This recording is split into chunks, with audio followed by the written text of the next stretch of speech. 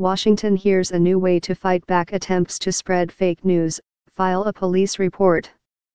That's what Senator Chuck Schumer's staff did on Tuesday in reporting to the Capitol Police the existence of a fraudulent document that described false allegations against the New York Democrat. The document, which looks like a court filing, suggests that Mr. Schumer sexually harassed a staff member. The staff member, who was named in the document as the plaintiff, and who no longer works for Mr. Schumer, told the New York Times on Wednesday that the harassment claims were completely false. The former staff member spoke on condition of anonymity. Mr. Schumer's spokesman, Matt House, said that the document was forged and that the allegations in it are false. Mr. Schumer is the top Democrat in the Senate.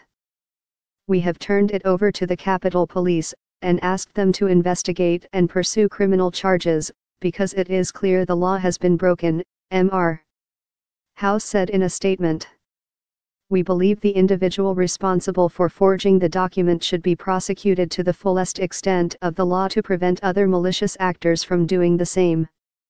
Mr. Schumer's decision to file a police report is a new tactic to fight personal smears and the spread of fake news.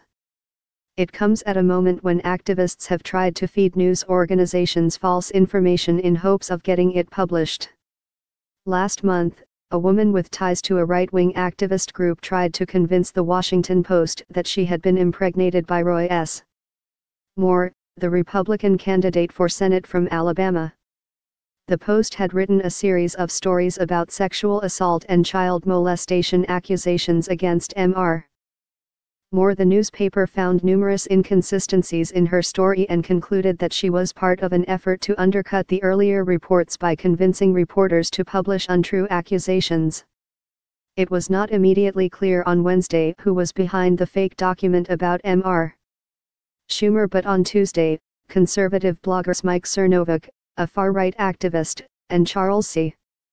Johnson, a right-wing internet provocateur, posted messages on social media about a sexual harassment complaint against an unnamed senator. However, Mr. Cernovich said neither he nor Mr. Johnson was behind the document of false claims against Mr. Schumer. In Twitter posts on Tuesday, Mr. Cernovich said he did his homework and concluded the document was a hoax. Mr. Cernovich pushed last year's so-called Pete Saget conspiracy, a false rumor suggesting Hillary Clinton and her aides were part of a pedophile ring run from the basement of a Washington pizzeria. But he is also credited with helping to expose a complaint against a congressman.